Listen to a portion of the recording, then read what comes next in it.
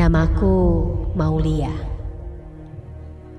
Aku bersekolah di salah satu SMP swasta yang berada di kota Bandung.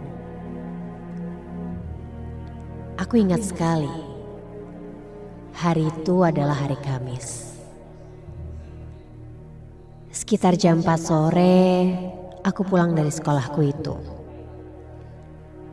Aku pulang menggunakan taksi online menuju arah rumahku di daerah Lewi Panjang. Saat aku turun dari mobil taksi online, aku menyeberang melewati arah gang menuju rumahku. Saat aku melewati gang tersebut, keadaan sangat sepi.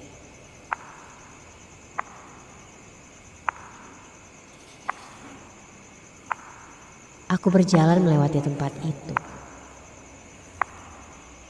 Dan tiba-tiba,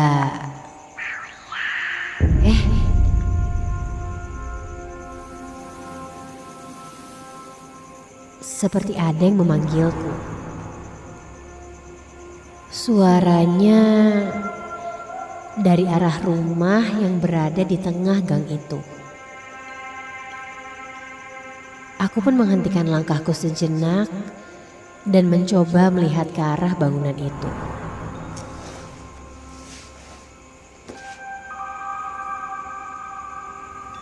Fokusku langsung tertuju pada sebuah jendela yang ada di depan rumah. Tapi tidak ada siapa-siapa. Diisengin nih, pikirku. Mungkin itu hanya perasaanku saja. Jelas-jelas rumah ini kosong. Aku pun langsung bergegas menuju rumah. Sampai di rumah, aku pun langsung mandi.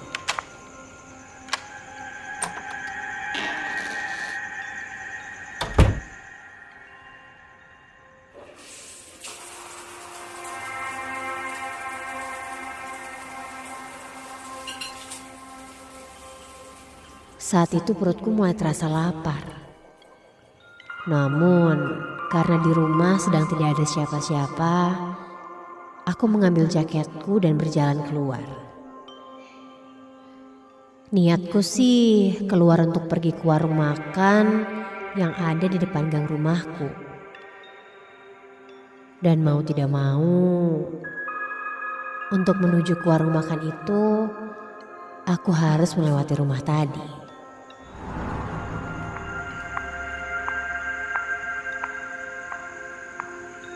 Aku berjalan cepat tanpa melihat-lihat.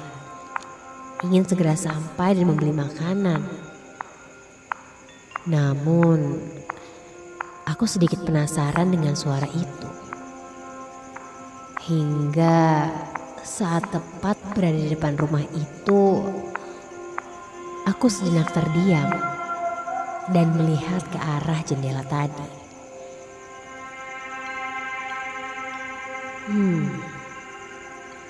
Suasana rumah itu memang tampak sepi. Aku pun kembali melanjutkan perjalananku.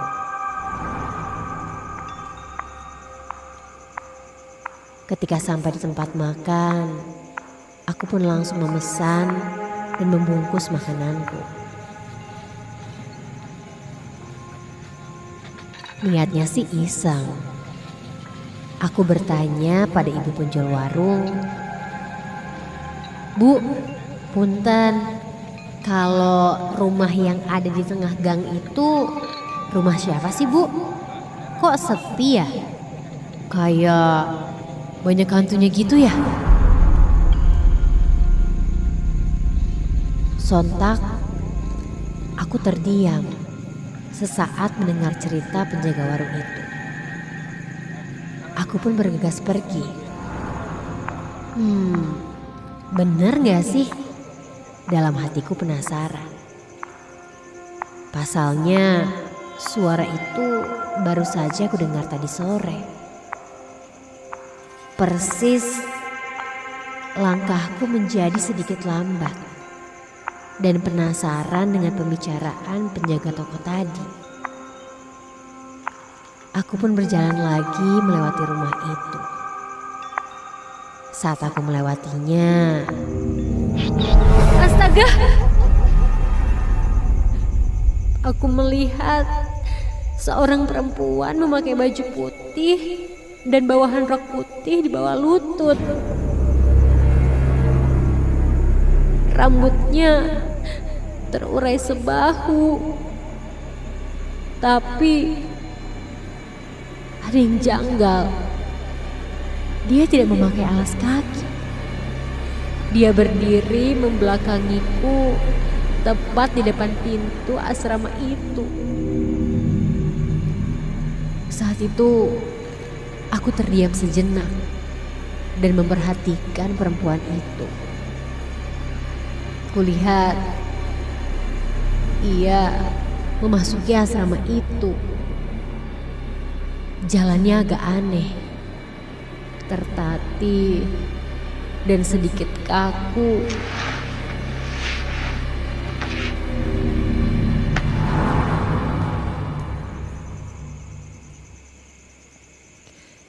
Suasana pun mendadak hening.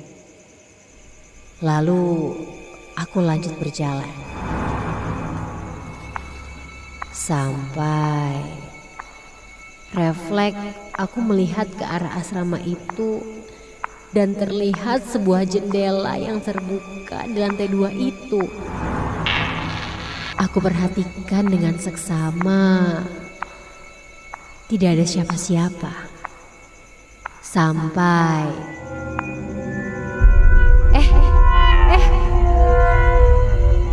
muncul seseorang mendekati jendela. Sosok perempuan memakai kemeja lengan pendek berwarna putih. Namun kepalanya tertutup oleh kain hitam, sehingga aku tidak bisa melihat wajahnya. Lalu, astaga! Tangan perempuan itu melambai-lambai ke arahku, seperti menyuruhku untuk masuk ke asrama itu.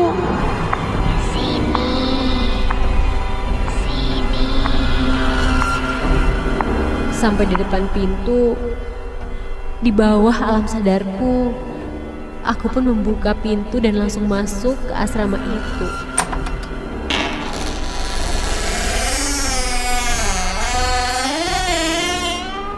Karena ternyata asrama itu tidak terkunci. Aku memasuki lorong lantai 1 yang gelap saat itu.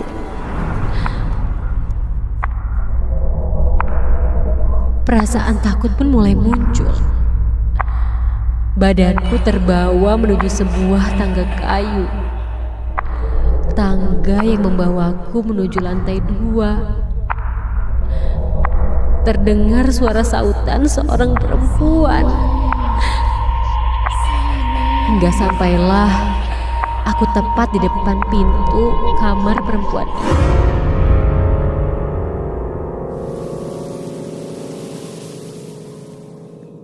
Lalu aku mengetuk pintunya perlahan.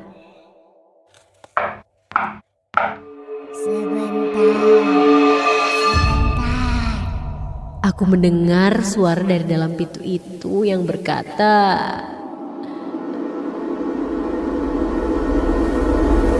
tubuhku benar-benar seperti dikendalikan oleh sesuatu.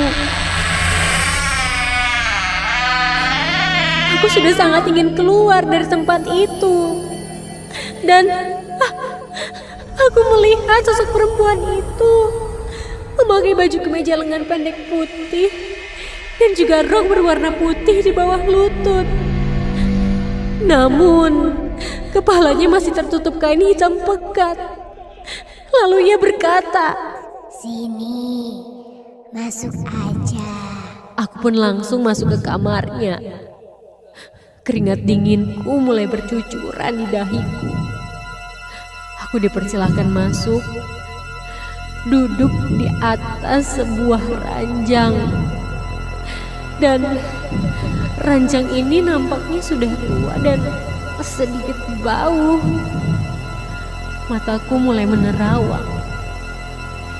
Sekilas aku melihat ke arah pojok kamar. Ada sebuah foto yang terpampang di sana. Namun nampak tidak begitu jelas. Tak lama perempuan itu berjalan mondar-mandir dengan kaku di depanku.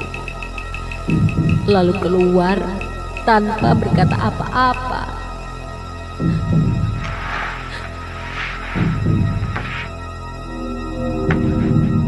Lalu lama-kelamaan aku mendengar suara tangisan.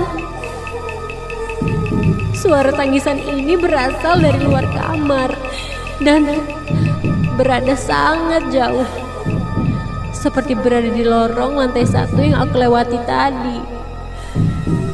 Setelah mendengar itu, tubuhku mulai bisa aku atur. Aku pun langsung keluar dari kamar dan menuju tangga ke arah bawah menuju lantai 1. Dan langkahku terhenti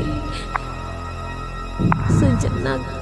Perlahan-lahan aku mengendap-endap ke lantai 1 dan menuju keluar. Tiba-tiba, astaga! Aku bisa melihat pintu kamar perempuan itu menutup sendiri. Refleks aku pun berlari menuju pintu keluar. Namun, langkahku pun terhenti ketika di belakangku aku mendengar suara perempuan itu. Aku berbalik dan ketika kulihat, benar saja. Sosok itu sudah berdiri di depanku sekarang. Perlahan dia memegang kain hitam yang menutup kepalanya itu. Dan seakan-akan akan membuka kain itu. Dan astaga! Perempuan itu membuka kain hitam yang menutupi kepalanya. Dan terlihat sebuah wajah yang sudah hancur dan berlumuran darah. Bola matanya membelalak dan hampir terlepas. Hidung dan bibirnya sudah tidak berbentuk lagi. Perempuan itu pun mengayunkan tangannya, mengajakku untuk mendekatinya. Ketakutan aku langsung berlari keluar dari asrama itu. Sampai akhirnya aku bisa keluar dari rumah itu. Aku berlari dan terus berlari sampai ke arah rumahku. Aku langsung menuju kamar dan langsung mencoba untuk tidur dan menutupi diri dalam selimut.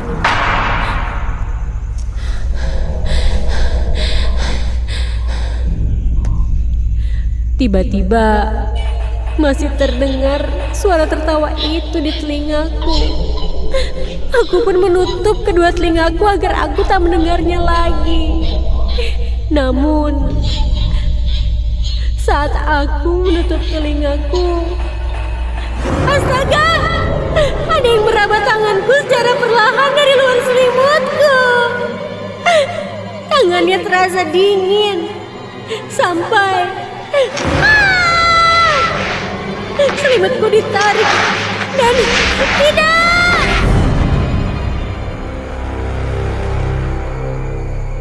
Ternyata itu adalah ibuku.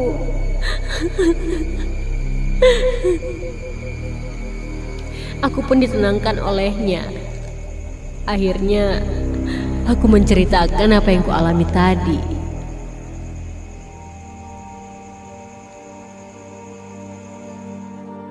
Ibuku pun bercerita. Dia mendapat kabar dari tetangga rumah bahwa salah satu siswi perempuan di asrama itu meninggal karena tabrakan. Kejadian itu sudah lebih dari 40 hari. Dan katanya arwahnya masih tetap ada dan selalu datang pada malam Jumat Kliwon ke kamarnya.